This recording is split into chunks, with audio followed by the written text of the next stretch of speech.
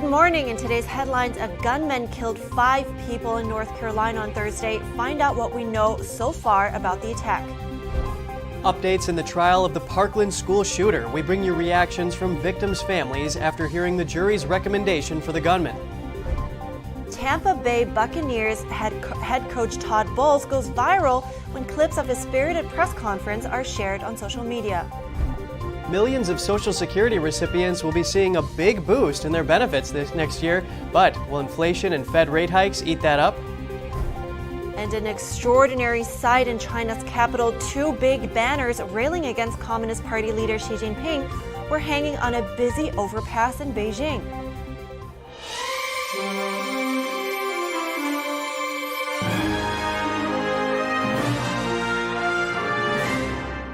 Good morning. Welcome to NTD. I'm Kevin Hogan. And I'm Evelyn Lee. Today's Friday, October 14th. You know, that is some big news about Social Security payments going up. I mean, it must be so hard to be on a fixed income when prices are so high. I mean, this year payments went up about 6%, but that only covered about half the increased price of necessities for some recipients. Wow, yeah, you're right. And more on that later in the program, but right now we do have some sad news to break. A gunman shot and killed 5 people in North Carolina. One was an off-duty police officer. At least 2 others were wounded. The suspect eluded capture for hours, but police eventually cornered him in a home last night. He's now in custody. Here's North Carolina Governor Roy Cooper on Thursday's shooting. Tonight, terror has reached our doorstep. The nightmare of every community has come to Raleigh.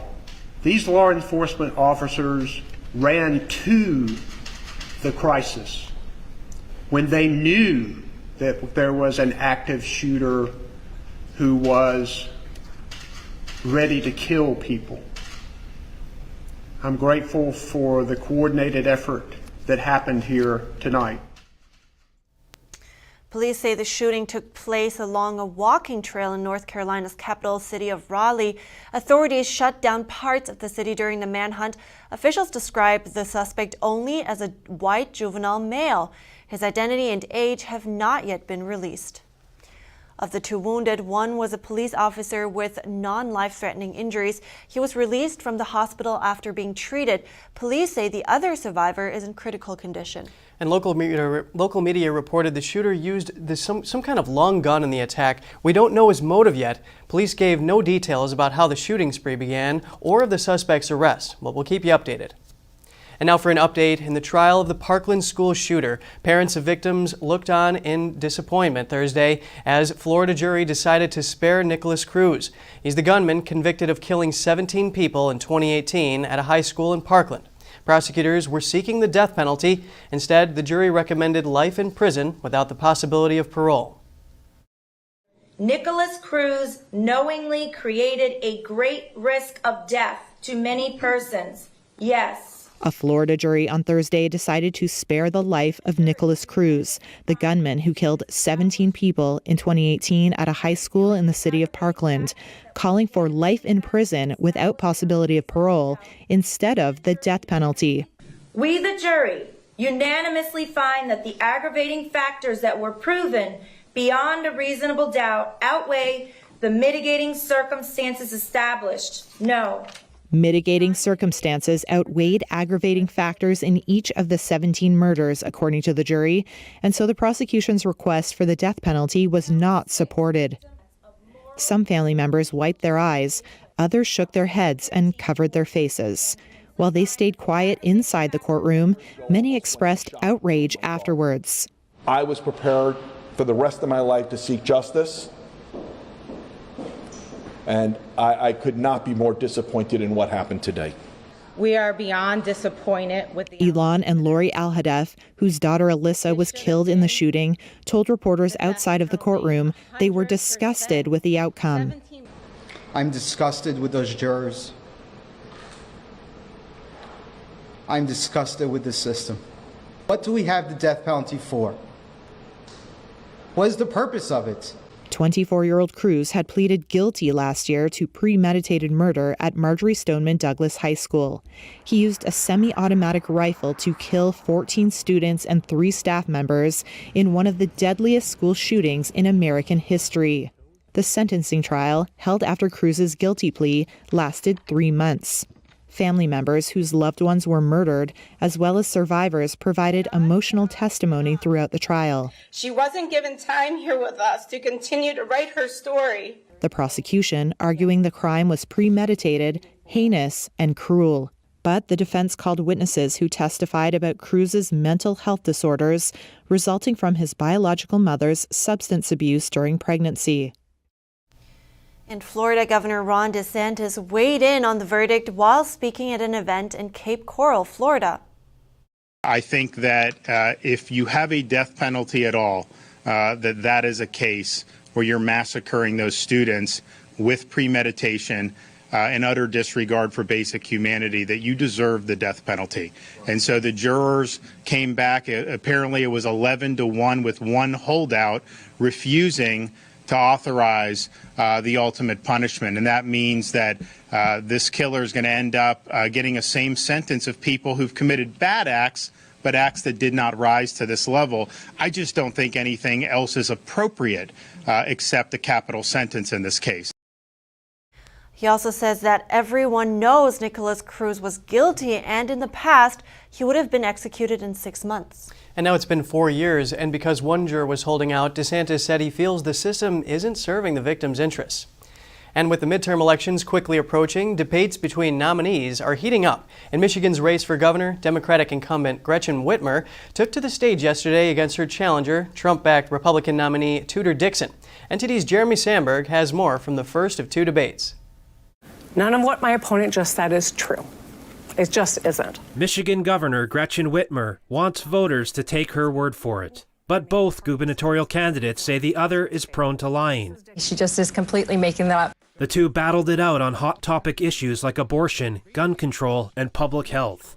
She said she wanted to make abortion a felony, no exceptions for rape, incest, or health of the woman, and throw doctors and nurses in jail. That is too extreme and too dangerous. Dixon denied Whitmer's claims and says her position on abortion is clear. I've never said that I wanted to criminalize people. I've never said I wanted this to be a felony. I am pro-life with exceptions for life of the mother. Dixon is a former steel industry executive and conservative commentator. She has not yet held public office. Whitmer called her ideas dangerous. We cannot trust our future to dangerous people who peddle conspiracy theories, to people for whom problems are more politically valuable than solutions. As for Dixon, she had a similar view about the incumbent governor and her policies. Radical, dangerous, and destructive. Crime is up, jobs are down, schools are worse, and the roads didn't get fixed. That's what happens when you hire a radical career politician. You go in the wrong direction. Whitmer fiercely defended her actions during her term. You're going to hear a lot of divisive rhetoric and a focus on the past from my opponent. She says if Dixon had been governor during the pandemic, thousands more would have died. Dixon disagreed, saying Whitmer's lockdowns hurt small businesses, the statewide economy, and stopped kids from attending school. Do not be deceived. This is a woman who shut down the state and had to have her powers removed by the Supreme Court.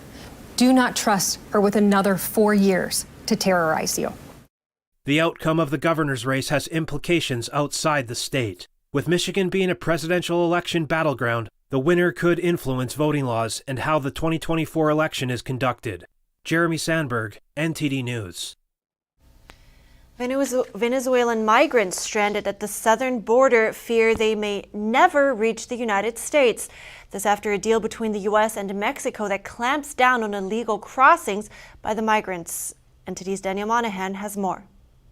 Under the plan, Washington will grant up to 24,000 Venezuelans humanitarian access to the United States by air. To qualify for the program, applicants need to have U.S.-based sponsors and must not go to the U.S.-Mexico border. Those who attempt to cross the southern border of the United States illegally will be returned. Returned to Mexico under a Trump-era pandemic rule known as Title 42 authority. The rule suspends rights to seek asylum under U.S. and international law on grounds of preventing the spread of COVID-19.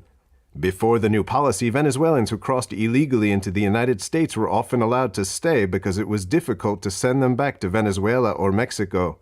The 100,000 Venezuelans already in the U.S. will be allowed to stay and seek asylum. However, the asylum process is currently grappling with a backlog.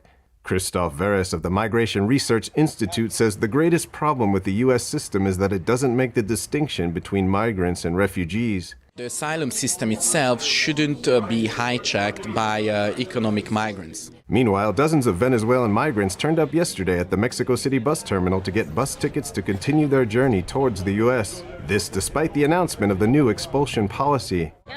We don't have any more money. I came with my 3 children. I will try to cross. I have nothing to lose. I have nothing, only God, that country I'm going to, and my family. This priest and migrant shelter director worries about all those who will gather on the Mexican side of the border. He says the shelters are already overbooked. And don't forget violence, kidnappings, and all sorts of difficult situations here. So, honestly, it seems like they have reached agreements in offices that benefit their own interests. An ongoing political and economic crisis in Venezuela has resulted in massive emigration from the country. Daniel Monahan, NTD News. A video of an NFL press conference with Tampa Bay Buccaneers head coach has gained traction on Twitter with over 3 million views as of this morning. Reporters asked Coach Todd Bowles several race-focused questions when the conference took an unexpected turn. You and Mike Tomlin are 2 of the few black head coaches in the league. I wonder what your relationship is like with them and your thoughts on Steve Wilks joining that fold. I have a very good relationship with Tomlin.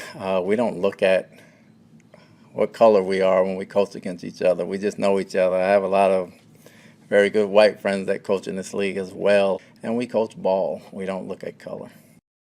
With his answer, it seemed Bowles wanted to move on from the race theme. However, another reporter at the conference continued with a follow-up question. She said, quote, "But you also understand that representation matters too, right? And that when young aspiring coaches or even football players see you guys, they see someone who looks like them, maybe grew up like them. That has to mean something." Well, when you say you see you guys and look like them and grow up like them, means that we're oddballs to begin with. And I think the minute you guys stop making a big deal about it, everybody else will as well. Interesting press conference indeed. Yeah, it sure was. I mean, Todd Bowles also played 8 seasons in the NFL as a safety. And this is his first year as head coach for the GOAT, Tom Brady. Oh, GOAT. Okay, so you know football then. Well, I mean, it's just everyone knows the GOAT. Right. Well, but moving on to a very different topic now. A rare sight in China's capital on Thursday. 2 banners railing against Communist Party leader Xi Jinping and his policies hung on a busy overpass in Beijing. This is just a few days ahead of the upcoming Communist Party Congress meeting. One of them reads, "Let's go on strike from classes and work and remove the traitorous dictator Xi Jinping." The other reads, "Say no to COVID tests, yes to food. No to lockdowns, yes to freedom. No to lies, yes to dignity. No to cultural revolution, yes to reform. No to the great leader, yes to voting. Don't be a slave, be a citizen." Video shows plumes of black smoke rising from the overpass and a voice repeating the message on loudspeaker. The police quickly came to take the banners away. The event is extraordinary because it happened in China's capital city.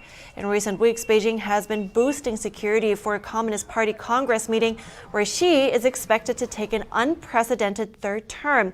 It's also highly unusual for Xi to be condemned by name during protests. Posts related to the protests have been removed from China's internet just a few hours after the incident. Even the word Beijing was banned from Chinese social media. And the protesters will likely face severe punishment. China's zero COVID-19 policy led to frequent lockdowns and caused heavy economic damage. It has fueled widespread frustration in Chinese cities. One Chinese social media user wrote, "There was a brave person in Beijing today." Coming up, Social Security recipients will be seeing a nice boost, and we'll take a look at inflation.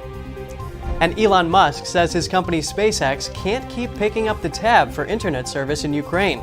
He wants the Pentagon to cover the bill. Stay tuned for more in just a minute.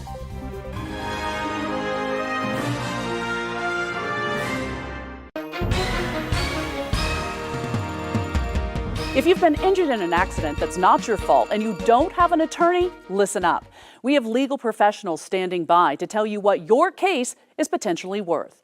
Hello, I'm Gina, along with spokesperson Rob. Rob, tell the folks at home who should be calling right now? Well, just like you said, Gina, anyone who's been injured in an accident that was not your fault, you don't have an attorney, give us a call right now, and we're going to let you know what your case is potentially worth.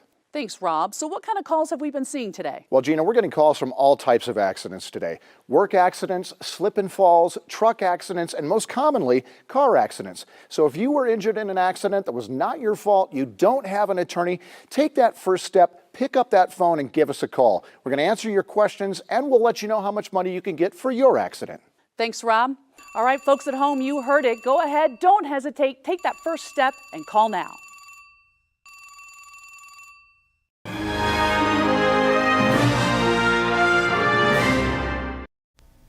We're continuing the program with some updates for consumers worried about inflation. I'm afraid we do not have good news for you. Data from the Department of Labor showed the Consumer Price Index rose more than expected in September. Overall consumer prices went up 0.4% and were up by 8.2% from the year before. If we break down the numbers, gas prices fell a bit, but food and shelter prices kept going up. As the inflation numbers increase, there is concern the Federal Reserve will continue with historic rate hikes. It has already raised its benchmark interest rate 5 times this year, in hopes to lower demand and in this way cool the economy. Now, the growing consumer prices prompted the Social Security Administration to announce a boost for its retirement benefits next year. President Biden made the announcement in Los Angeles. Today, I'm announcing the Social Security benefits are going to go up by an average of $140 a month, even as Medicare premiums go down. So, folks, seniors are going to get ahead of inflation next year. For the first time in 10 years, their Social Security checks will go up while their Medicare premiums go down. Nearly 70 million Americans get Social Security benefits and almost 8 million disabled workers receive Supplemental Security Income or SSI benefits. And the Social Security and SSI will be seeing an increase of nearly 9% starting next year. That's the biggest increase in over 40 years. Right, that's combined with a 3% decrease in some Medicare premiums. Social Security recipients will receive an extra $140 a month on average. And inflation stayed hot in September, but shoppers didn't need new government data to tell them that. Basic staples like bread continue to push grocery tabs higher and strain household budgets. But just like consumers, bakers, big and small, feel the squeeze too. Here's more. Wondering how the price of bread has skyrocketed? Teresa Velasquez can break it down. Flour right now is a big one. Probably I got to put in a big order for, I don't know, probably about 20 or so bags to get me through the weekend. Baguettes, breads, biscuits, and lots of cupcakes have been the family business for more than 2 decades. And when prepping goods for her 2 Washington, D.C. shops, Baked and Wired and a bake joint, there's a few things she can't work without. It's amazing what 4 ingredients can make such a vast difference of everything else. Sugar, eggs, butter, and flour are the foundation of almost every recipe. The rise in price for those items impacting big bakeries that stock supermarket shelves, but especially smaller operators like Velasquez and her family. When I sit down to order, I go through 3 vendors to figure out where am I going to get the best price on eggs? Where am I going to get the best price on butter? Along with other complexities of the post-pandemic economy, the war in Ukraine has put pressure on grain prices and driven up flour costs. Bird flu diminished supply in the wholesale egg market this year, and butter inventories tight after western heat waves curbed cows' dairy production. Since October 2019, this same time of year, pre-pandemic, Velasquez says the price she pays for butter has increased 43%. Eggs up 63%, flour up 86%. I went from pre-pandemic paying almost $15 for a 50-pound bag of flour, and now I'm up to $28 for a bag of flour. Per the latest government numbers, consumer food prices rose 11.2% over last September. Bakery products, including bread and cereals, are up 16.2% in the same period.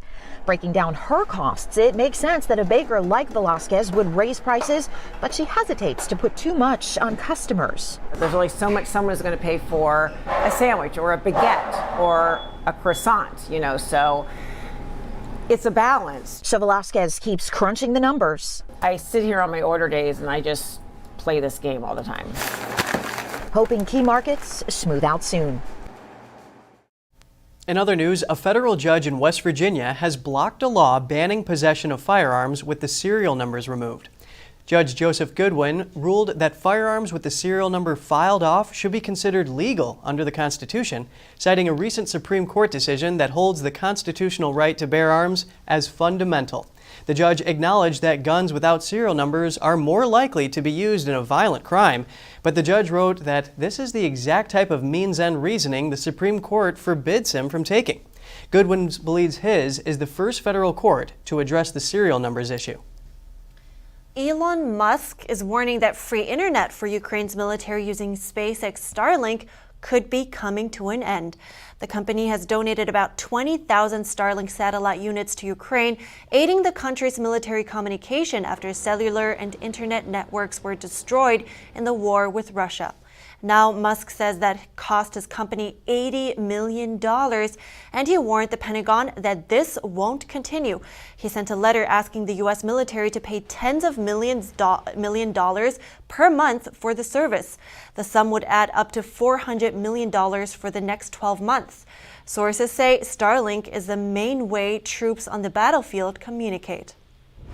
And coming up, a third grader who dreams of becoming a farmer opened his own plant and produce stand. We have the story of how he became an entrepreneur after the break.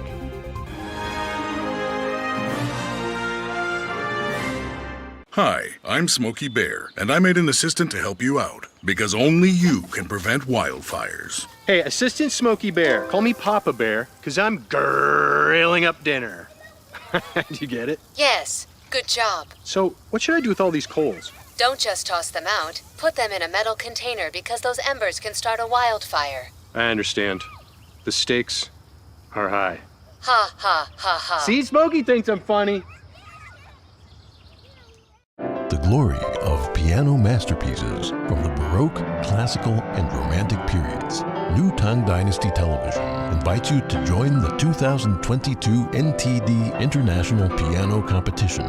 Together, we preserve and revitalize the art of authentic classical piano music. October 29th through November 2nd at the Merkin Concert Hall in New York City. Apply now at piano.ntdtv.com.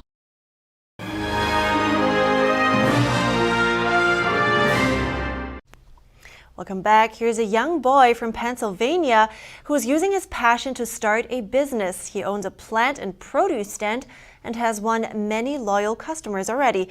Now that pumpkin season is here, he has many colorful types of pumpkins on display. I like almost all animals, and I really like farms. 9-year-old John Luke Rattle wants to be a farmer when he grows up. He grew pumpkins one year and had way too many, so he put them out to sell, and when he made a couple bucks, he was really excited. So the third grader from Newport, Pennsylvania, decided to open his own plant and produce stand. He's learning a lot about business, so we're really proud of him. Wanting to nurture his dream, Stacy and Joe bought a stand. Then they took John Luke to a produce auction to purchase quality fresh veggies to sell. He has since gained many loyal customers. The stand is open even when he is at school, thanks to an honor system for money collection. The three best vegetables that I was doing were zucchini, cucumbers, and tomatoes. I have a little jar for money. It's like one of those coffee cans for money to put in. So if somebody comes to my stand when I'm at school, they can get what they want, and I have a little menu so they know how much the stuff is, and they could add up the price and they could put the money in the jar. But it's not always sunshine and rainbows at the business. Lucky's our pet goat, and the thing that she eats the most is tomatoes and the peaches. When I'm not outside, she goes down to my stand and hops up on it. Now John Luke has prepared a large array of pumpkins for his customers. He has everything from goosebump pumpkins to lemonade and even face pumpkins. He knows what it takes to make money now. I save it for my next auction, and I'm saving up for a farm. The 9-year-old already knows what sells best and plans the crops for his future farm. I'm probably going to grow some corn because that was a good seller. I'm definitely going to grow pumpkins because I already sold a lot of those before I was even open. The young entrepreneur is beloved by all and has made his family proud. He's learning what money actually means. Instead of asking for things all the time, he offers to buy things sometimes. We're very proud of him. He's been doing a lot of hard work to keep his stand stocked. Jean-Luc already knows that gratitude is what brings good business. I want to say thank you to all my customers and my Nan and Pap for taking me to the auctions. That's just great. I mean, the honor system, come on, that's awesome. Right, and he actually told our reporter that he will grow zucchinis, cucumbers, and tomatoes as well, and he will have an orchard, probably apples and peaches. Very interesting. Well, we're going to go ahead with some more pumpkins. Some elephants at the Portland's Oregon Zoo helped usher in the Halloween season by tackling some giant pumpkins. The zoo's elephants got to play with and taste several pumpkins donated by a local growers club. The pumpkins weighed between 300 and 800 pounds each. Big, but no match for the much larger elephants. Oregon Zoo has a tradition of sharing giant pumpkins with its elephants each fall since 1999. And those pumpkins are just the right size for the elephants. Right, absolutely. You know, Kevin, I see it in your eyes. Oh yeah, you know. Coming, I know it. Yep, all right, here it goes. What food does a pumpkin become after an elephant steps on it? What? Squash. Okay. Good end to the show as usual with your jokes, so thank you for that. That's all for today's program. Before you go, though, remember you can share your thoughts and your story at goodmorning@ntd.com. Thanks for watching. Have a great weekend. I'm Evelyn Lee. And I'm Kevin Hogan.